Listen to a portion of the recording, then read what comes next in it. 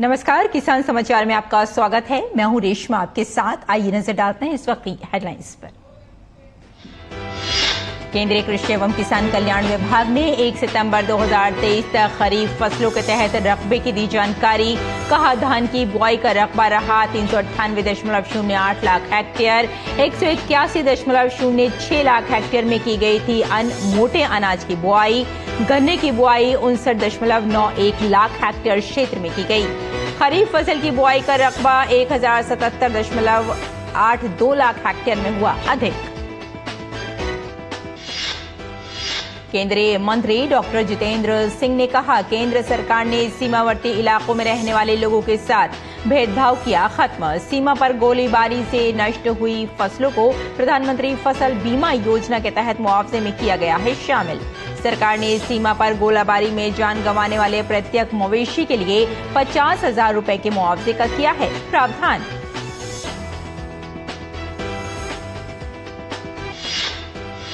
कृषि क्षेत्र में वेस्ट से वेल्थ पर केंद्र सरकार कर रही है काम। कृषि वैज्ञानिक कर रहे हैं इस दिशा में शोध और नवाचार। शहद उत्पादन में वेस्ट से वेल्थ पर दिया जा रहा है जोर। एग्रो फॉरेस्ट्री पर हो रहा है काम। मध्य प्रदेश में अनुपयोगी जमीन पर बना अतुल्य कृषि वनम।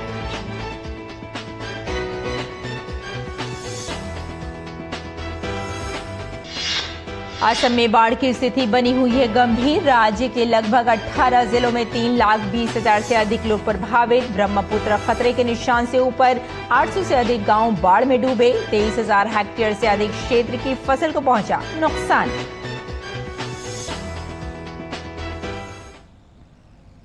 और अब समाचार विस्तार से। केंद्रीय कृषि एवं किसान कल्याण विभाग ने 1 सितंबर 2023 तक खरीफ फसलों के तहत रकबे की जानकारी दी। कृषि विभाग ने बताया कि धान की बुआई का रकबा 398.08 लाख हेक्टेयर रहा, जबकि 181.06 लाख हेक्टेयर में श्री अन्न मोटे अनाज की बुआई की गई। वहीं गन्ने की बुआई 59.91 लाख हेक्टेयर क्षेत्र में की गई है और खरीफ फसल की बुआई का रकबा 1077.82 लाख हेक्टेयर से अधिक हुआ है। केंद्रीय मंत्री डॉक्टर जितेंद्र सिंह ने शुक्रवार को कहा कि पिछले 9 वर्षों में केंद्र सरकार ने सीमावर्ती क्षेत्रों में रहने वाले लोगों के खिलाफ भेदभाव को समाप्त करते हुए सभी के लिए न्याय सुनिश्चित किया है। उन्होंने कहा कि केंद्र सरकार ने जम्मू कश्मीर के सीमावर्ती क्षेत्रों में 8 व्यक्तियों की क्षमता वाले 13,029 व्यक्तिगत बंकरों और 40 व्यक्तियों की क्षमता वाले 1,431 सामुदायिक बंकरों के निर्माण के लिए धनराशि स्वीकृत की है। उन्होंने कहा कि प्रधानमंत्री के नेतृत्व में अंतिम पंक्ति के आखिरी व्यक्ति तक विकास पहुंचाया गया है। डॉक्टर जितेंद्र सिंह ने कहा कि जिन सीमावर्ती क्षेत्रों को पहले उपेक्षित किया गया था, वे अब विकास के मॉडल बन गए हैं। उन्होंने कहा कि आज अंतर्राष्ट्रीय सीमा पर अंतिम छोर तक सड़क संपर्क है, जो पिछले 9 वर्षों में किया गया है। उन्होंने कहा कि अपनी सांसद निधि से कठुआ जिले में सीमावर्ती क्षेत्र के घरों के परिसर में 300 से अधिक शौचालयों का निर्माण किया गया है। उन्होंने कहा कि सीमा पर गोलाबारी से नष्ट हुई फसलों को प्रधानमंत्री फसल बीमा योजना के तहत मुआवजे में शामिल किया गया है और गोलीबारी से पीड़ितों के लिए मुआवजा बढ़ाया गया है। डॉक्टर जितेंद्र सिंह ने कहा कि सरकार ने सीमा पर गोलाबारी में जान गंवाने वाले प्रत्येक मवेशी पशुधन के लिए 50,000 रुपए के मुआवजे का प्रावधान किया है और इसके लिए मवेशियों की संख्या की कोई सीमा निर्धारित नहीं है। भारत सरकार कृषि क्षेत्र में वेस्ट से वेल्थ पर ध्यान दे रही है। इसी क्रम में देश के कृषि वैज्ञानिक शोध व नवाचार कर रहे हैं। मधुमक्खी पालन व एग्रो फॉरेस्ट्री में किस तरह से कचरे से कंचन तैयार करने के विकल्प तलाशे जा सकते हैं, इस विषय पर देश के जाने माने कृषि वैज्ञानिक और राष्ट्रीय मधुमक्खी बोर्ड के पूर्व कार्यकारी निदेशक डॉक्टर BL सारस्वत से बात की हमारे संवाददाता OP यादव ने।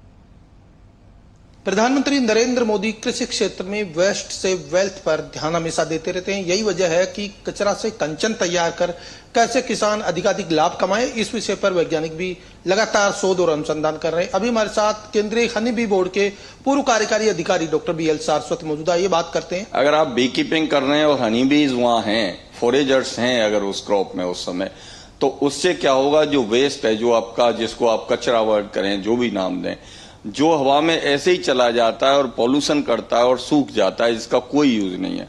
उसको हम पोलन ग्रेन में जब कन्वर्ट कर देते हैं और जो पोलन बी पोलन जिसको हम कहते हैं जो प्रोडक्शन आता है, वो सुपर फूड की रेटिंग उसको मिली है। इसी तरह से बी वेनम जो वैल्यूएबल हाई वैल्यू प्रोडक्ट्स है, सोने से भी ज्यादा महंगी कीमत पे बिकता है मार्केट में, उसकी जो वैल्यू है, क्योंकि उसकी फार्मास्यूटिकल और वैल्यू एडिशन उसमें फर्दर बहुत ज्यादा है। तो उसको मधुमक्खियों को बचाते हुए और बी वेनम जो हमारे काम की चीज है उसको निकालने के लिए भी तकनीकी हैं। बी वेनम कलेक्टर है, उससे क्या है मधुमक्खी भी नहीं मरती है, और जो बी वेनम जो बहुत कॉस्टली प्रोडक्ट है वो बी कीपिंग के थ्रू हम लोग इक्विपमेंट्स के थ्रू हमारे मधुमक्खी पालक जो ट्रेंड हैं, जो इसमें आगे बढ़ चुके हैं काफी काम में, वो ये कर सकते हैं, जिससे उनकी इनकम भी बढ़ेगी। आजकल आप एग्रो फॉरेस्ट्री पे भी बहुत काम कर रहे हैं। एग्रो फॉरेस्ट्री में किस तरह वेस्ट से वेल्थ का काम हो रहा है?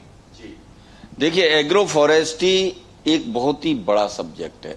भारत सरकार में कृषि एवं किसान कल्याण मंत्रालय भी इस पर बहुत बड़ा काम कर रहा है, और इसी के रेफरेंस में मान लीजिए मैं ऐसा एक एग्जाम्पल देख के आया अपने मध्य प्रदेश में।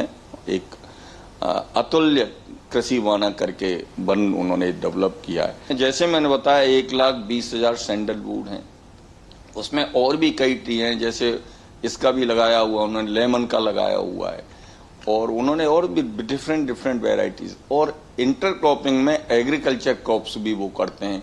तो राष्ट्रीय मधुमक्खी पालन बोर्ड के पूर्व कार्यकारी निदेशक डॉक्टर BL सारस्वत, जिनका मानना है कृषि क्षेत्र में एक और जहां वेस्ट से वेल्थ के जरिए किसानों की अतिरिक्त आमदनी बढ़ाने के विकल्प तलाशे जा रहे हैं, वहीं दूसरी ओर एग्रो फॉरेस्ट्री को बढ़ावा देकर प्रकृति को ग्रीन और क्लीन बनाने के महत्वपूर्ण प्रयास भी हो रहे हैं। मेरे सहयोगी कैमरामैन आलोक गुप्ता के साथ Mopi Yadav, DD news, Delhi.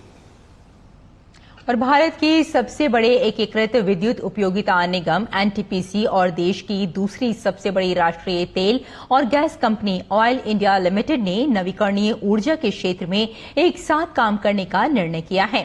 NTPC limited और ऑयल इंडिया लिमिटेड ने नवीकरणीय ऊर्जा, हरित हाइड्रोजन और इससे संबद्ध क्षेत्रों के साथ साथ भूतापीय ऊर्जा के उपयोग सहित डीकार्बोनाइजेशन पहले जैसे क्षेत्रों में सहयोग का पता लगाने के लिए 31 अगस्त 2023 को एक समझौता ज्ञापन पर हस्ताक्षर किए हैं।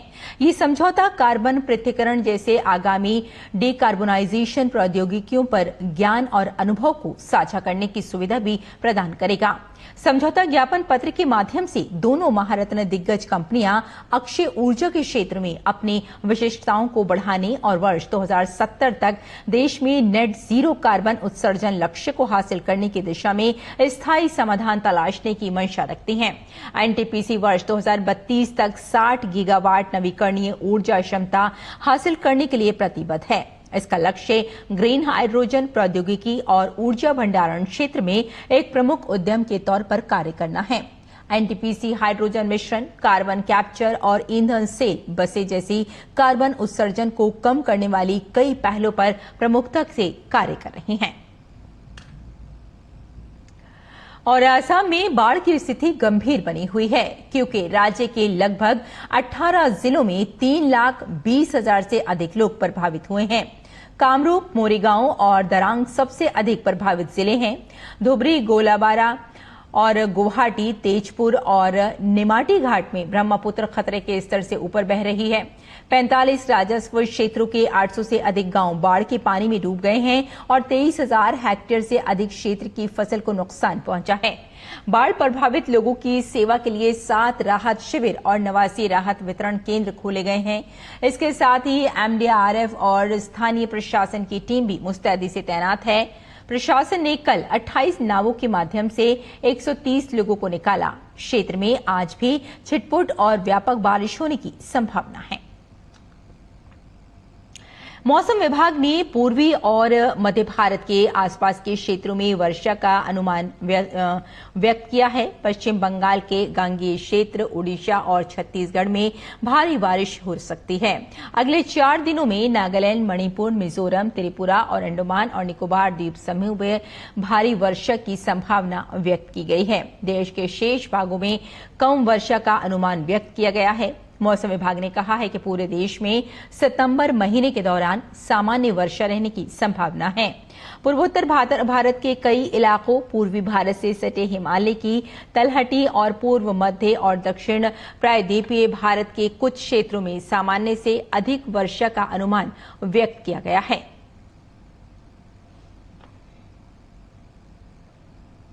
गुजरात में नारियल उत्पादन में वृद्धि हुई है। राज्य में पिछले 10 वर्षों में करीब 4,500 हेक्टेयर अतिरिक्त भूमि में नारियल का उत्पादन हुआ है। राज्य सरकार ने नारियल उत्पादन बढ़ाने के लिए एक निर्धारित बजट के साथ गुजरात नारियल विकास कार्यक्रम शुरू किया है। भारत में सबसे लंबी तटरेखा वाले गुजरात में पिछले दशक में नारियल के उत्पादन और बुआई क्षेत्र में बड़ी वृद्धि दर्ज हुई है। वर्ष 2012-13 में राज्य में नारियल का बुआई क्षेत्र तकरीबन 21,000 हेक्टेयर था, जो वर्ष 2022-23 में बढ़कर 25,000 हेक्टेयर से ऊपर पहुंच गया है। गुजरात में नारियल उत्पादन के संबंध में जानकारी देते हुए राज्य के बागवानी निदेशक ने कहा कि विविध योजना और कार्यक्रम द्वारा राज्य सरकार किसानों को नारियल का उत्पादन लेने के लिए प्रोत्साहित कर रही है, जिसके चलते राज्य में 21 करोड़ पक्के नारियल का उत्पादन हो रहा है। राज्य सरकार किसान को लाभदायी स्कीम चला रही है। किसानों के लिए तकरीबन 50,000 का खर्च होता है, उसका 75% पर हेक्टेयर के हिसाब से सरकार किसानों को मदद करती है। उन्होंने कहा कि उत्पादन का कुल 33% हिस्सा दिल्ली, मध्य प्रदेश, उत्तर प्रदेश जैसे उत्तरी राज्यों में निर्यात किया जा रहा है। और छठा राष्ट्रीय पोषण माह शुरू हो गया है। सरकार इस वर्ष सितंबर में पूरे महीने इसे मनाएगी। केंद्र सरकार की प्रमुख पहल पोषण अभियान ने गर्भवती महिलाओं, दूध पिलाने वाली मांओं, किशोरियों और 6 वर्ष से कम आयु के बच्चों में व्यापक रूप से पौष्टिक आहार की आपूर्ति मजबूत करने में महत्वपूर्ण भूमिका निभाई है। महिला और बाल विकास मंत्रालय ने कहा है कि इस वर्ष योजना के तहत पूरे जीवन चक्र में कुपोषण की समस्या से निपटने का लक्ष्य रखा गया है। मंत्रालय ने बताया कि पोषण माह 2023 में गर्भावस्था, शैशवकाल, बचपन और किशोर अवस्था में पोषण के महत्व के बारे में जागरूकता फैलाने पर विशेष ध्यान दिया जाएगा। सरकार ने इस प्रकार की जागरूकता के लिए सुपोषित भारत, साक्षर भारत और सशक्त भारत का नारा दिया है। मंत्रालय ने बताया कि पोषण माह में पोषण की जागरूकता को विभिन्न कार्यक्रमों के जरिए जमीनी स्तर तक ले जाया जाएगा। लगभग 55 साल पहले बनी फिल्म उपकार का एक गीत बहुत मशहूर हुआ था। मेरे देश की धरती सोना उगले, उगले हीरे मोती। और इस गीत के बोल अब भरतपुर में साकार होते दिखाई दे रहे हैं, जहां बयाना इलाके में एक इंजीनियरिंग छात्र ने अपने खेत में खेती की पैदावार कर आश्चर्यचकित कर दिया है। भरतपुर जिले के बयाना के रहने वाले छात्र गौरव पचौरी ने अपने खेत में मोतियों की पैदावार कर इतिहास रच दिया। छात्र गौरव पचौरी ने YouTube की मदद से अपने खेत में मोतियों की फसल उगाई है और क्षेत्र के लोगों के लिए आकर्षण का केंद्र बने हुए हैं। वो अब अपने खेतों में गेहूं, चना व सरसों आदि की फसलों के साथ पानी का तालाब बनाकर उसमें मोतियों की पैदावार भी कर रहे हैं। इसके लिए दिन में एक बार पानी का pH और अमोनिया लेवल देखना होता है और हफ्ते में एक बार सीप चेक करने होते हैं। इसमें पानी का pH स्तर 7 से 8 के बीच रखना होता है। जल स्तर, सीप का स्वास्थ्य, शैवाल की उपस्थिति आदि सुनिश्चित करनी पड़ती है। एक बार मोती तैयार हो जाने के बाद इसे प्रयोगशाला भेजना होता है और गुणवत्ता के आधार पर एक मोती की कीमत 200 रुपए से लेकर 1,000 रुपए तक मिलती है। मैंने अपने गांव में अपना एक नया कल्चर स्टार्ट किया है, जिसको मोती पालन कहते हैं। और ये कल्चर स्टार्टिंग में तो मेरे लिए भी बहुत कुछ नया था, लेकिन बाद में मैंने YouTube से सर्च करके इसकी जानकारी लेके इसको सीखा कि इसको किस तरह किया जाता है। फिर आगे जाके मैंने इसके जब सर्च किया तो मुझे पता चला कि सीपा इसका जो सेंट्रल जो सीपा इसकी जो ट्रेनिंग की जाती है वो अपने भुवनेश्वर में, उड़ीसा के भुवनेश्वर जिले में की जाती है। तो मैं वहां पे गया, मैंने वहां ट्रेनिंग ली। उसके बाद मैंने अपना सेटअप वगैरह रेडी किया और ये कल्चर अभी तो बिल्कुल नया है, लेकिन आने वाले टाइम में ये भी एक अच्छा आय का स्रोत के रूप में देखा जाएगा। अगर आपके पास भी थोड़ी बहुत जगह है और आप दिन के 1 घंटे निवेश करने को तैयार हैं तो मोतियों की खेती यानी पर्ल फार्मिंग मुनाफे का एक अच्छा साधन बन सकती है। गुड न्यूज जज्बा इंडिया के लिए राजस्थान के भरतपुर से कपिल चीमा की रिपोर्ट। DD news.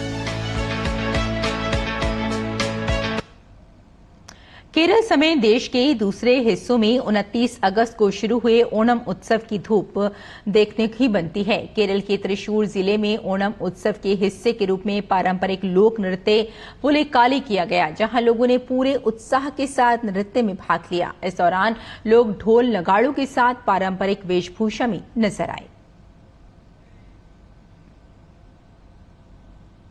और आइए अब बात कर लेते हैं मंडी भाव की और जानते हैं कि देश भर की मंडियों में क्या रहा भाव।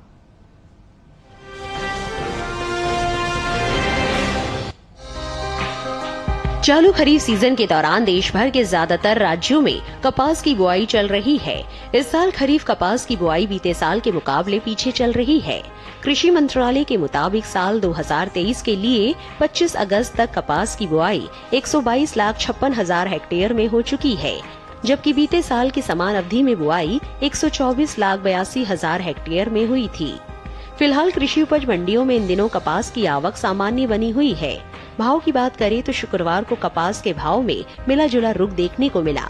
जहां अमरेली और हलवद मंडी में कपास के सौदे मजबूती के साथ हुए, वहीं राजकोट मंडी में भाव में नरमी रही, जबकि चोटीला और विजयनगर मंडी में इस दौरान कपास के भाव बिना किसी फेरबदल के साथ हुए।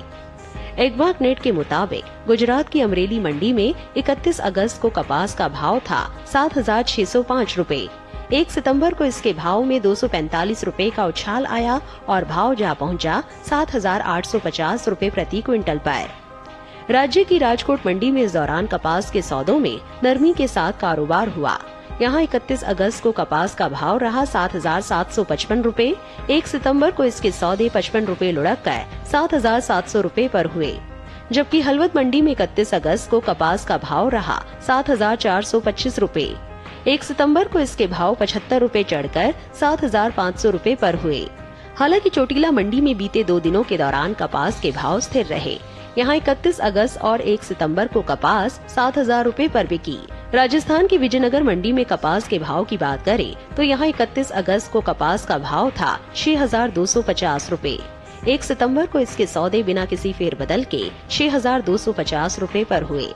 बात कपास की पैदावार की करें तो घरेलू स्तर पर देश में इस साल कपास की उपज में बढ़त देखने को मिल सकती है। साल 2022-23 के दौरान कपास की पैदावार में 32 लाख गांठ की बढ़ोतरी दर्ज की जा सकती है, जिसका असर कपास के बाजार भाव पर पड़ सकता है। कृषि मंत्रालय के तीसरे अग्रिम अनुमान के मुताबिक कपास की उपज साल 2022-23 के दौरान 3,43,47,000 गांठ होने का अनुमान है, जबकि बीते साल की समान अवधि के दौरान उपज 3,11,18,000 गांठ रही थी।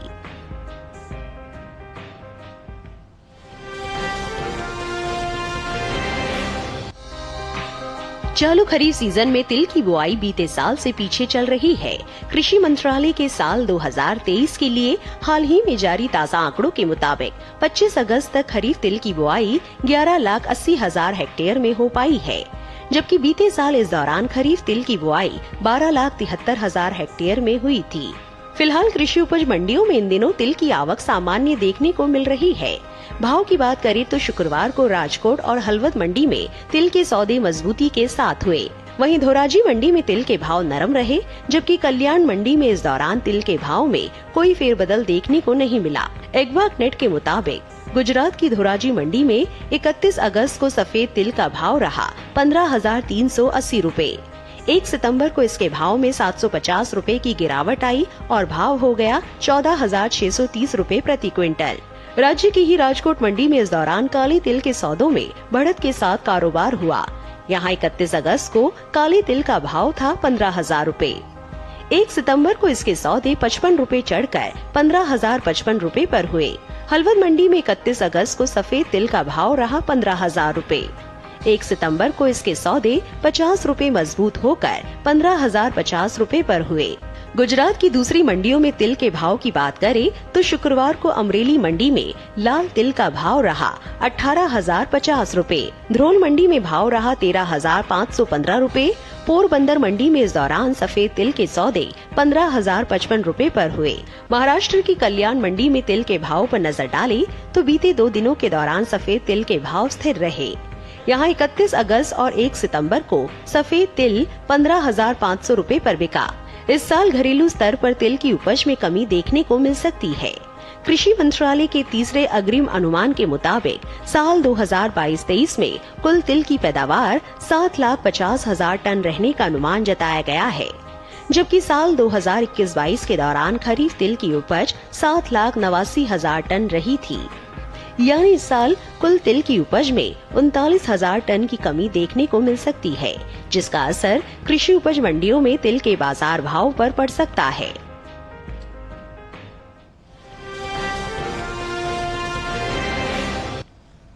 और आइए अब जानते हैं कि किसान इस मौसम में कैसे रखें अपनी खेती का ख्याल।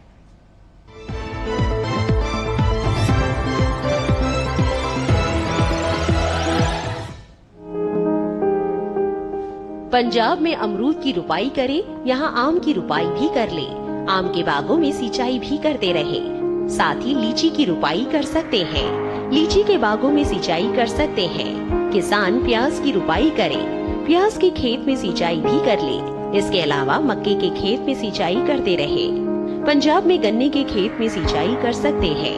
वहीं मूंगफली के खेत में निराई कर लें। इसके साथ ही सोयाबीन के खेत में निराई के लिए समय उचित है। किसान अरहर के खेत में भी निराई करते रहे।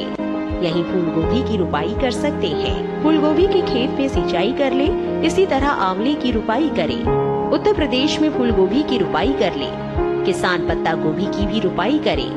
यहीं मक्के के खेत में पर्याप्त नमी बनाए रखें। मक्के के खेत से जल निकासी का उचित प्रबंध करते रहें। साथ ही मूंगफली के खेत में निराई कर ले। इस समय मूंगफली में कीट लगने की संभावना बनी हुई है। ऐसे में मूंगफली में कीटों से बचाव के लिए कृषि विशेषज्ञों की सलाह से कीटनाशक का छिड़काव कर लें। वहीं ज्वार की बुआई करते रहें। ज्वार के खेत से पानी की निकासी की व्यवस्था करें। उत्तर प्रदेश में धान की रुपाई कर सकते हैं। किसान लाल मिर्च की रुपाई कर लें। इसके अलावा अरहर के खेत से जल निकासी का प्रबंध करें।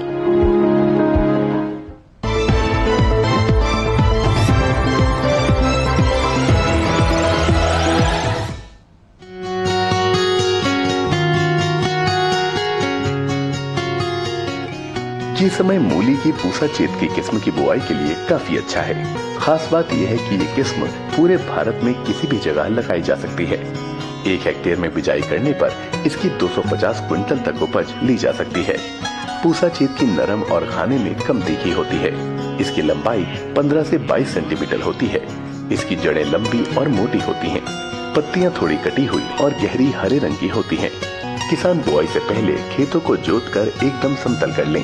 साथ ही खेत में से खरपतवार को भी पूरी तरह से निकाल लें। बुआई के लिए 9 से 12 किलो बीज 1 हेक्टेयर के लिए काफी रहेंगे। बुआई करते समय पंक्ति से पंक्ति की दूरी 30 सेंटीमीटर और पौध से पौध की दूरी 10 सेंटीमीटर रखें। बुआई के बाद 6 से 7 दिन के अंतराल पर फसल में सिंचाई करते रहें। मूली में चेंपा होने का खतरा बना रहता है।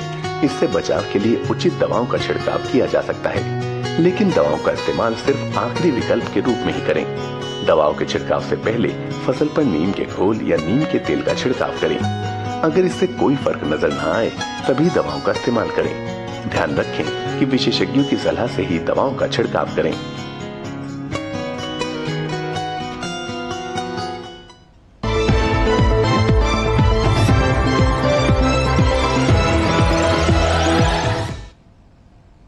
खेती किसानी के साथ साथ आइए नजर डाल लेते हैं कुछ और महत्वपूर्ण खबरों पर। खास खबर में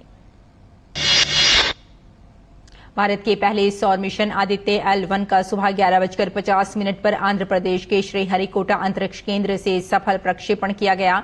सूर्य अंतरिक्ष मिशन आदित्य L1 7 पेलोड्स के साथ ध्रुवीय उपग्रह प्रक्षेपण यान का उपयोग करेगा। अंतरिक्षयान सूर्य पृथ्वी प्रणाली के लैग्रेंज बिंदु 1 L1 के चारों ओर एक प्रभामंडल कक्षा में स्थित होगा, जो पृथ्वी से लगभग 15 लाख किलोमीटर की दूरी पर है। आदित्य L1 सूर्य के वातावरण और सौर वायु का अध्ययन करेगा। उपग्रह की मदद से सूर्य के ताप और अन्य गतिविधियों, मौसम के बदलते रूप तथा अन्य सौर प्रणालियों का भी अध्ययन किया जाएगा। वित्त मंत्री निर्मला सीतारमण ने वैश्विक वित्त केंद्रीय बैंक का रिपोर्ट कार्ड 2023 में भारतीय रिजर्व बैंक के गवर्नर शक्तिकांत दास को A+ श्रेणी में रखे जाने पर बधाई दी है। शक्तिकांत दास को A+ श्रेणी में रखे गए 3 केंद्रीय बैंक गवर्नरों की सूची में पहले स्थान पर जगह दी गई है। भाजपा के राष्ट्रीय अध्यक्ष जेपी नड्डा ने प्रतापगढ़ की घटना की कड़ी निंदा की है। उन्होंने कहा कि राजस्थान के प्रतापगढ़ का वीडियो चौंकाने वाला है। इससे भी बुरी बात यह है कि राजस्थान में शासन व्यवस्था पूरी तरह से नदारद है। भाजपा प्रवक्ता शहजाद पूनावाला ने राजस्थान सरकार पर हमला बोलते हुए कहा कि राजस्थान में महिलाओं की सुरक्षा एक गंभीर मुद्दा बन चुकी है। आए दिन महिलाओं की आबरू को तार-तार किया जा रहा है और इन घटनाओं पर प्रशासन आंख बंद करके बैठा है। इससे राज्य सरकार की संवेदनहीनता और लापरवाही सामने आती है। राष्ट्रीय पेंशन प्रणाली एनपीएस और अटल पेंशन योजना एपीवाई के ग्राहकों की संख्या 6.62 करोड़ को पार कर गई है। वहीं कुल संपत्ति प्रबंधन 10 लाख करोड़ रुपए तक पहुंच गया है। अधिकांश राज्य सरकारों ने अपने नए कर्मचारियों के लिए एनपीएस भी अधिसूचित कर दिया है। प्रवर्तन निदेशालय और सीबीआई ने जेट एयरवेज के संस्थापक नरेश गोयल के खिलाफ कार्रवाई की है। सीबीआई ने मई में नरेश गोयल पर केस दर्ज किया था। सीबीआई की एफआईआर में कहा गया था कि कैनरा बैंक के अधिकारियों के अनुसार पिछले वर्ष नरेश गोयल और कुछ अन्य लोग धोखाधड़ी, आपराधिक षड्यंत्र और विश्वासघात के मामलों में लिप्त थे। तो किसान समाचार में फिलहाल इतना ही। अनुमति दें। नमस्कार।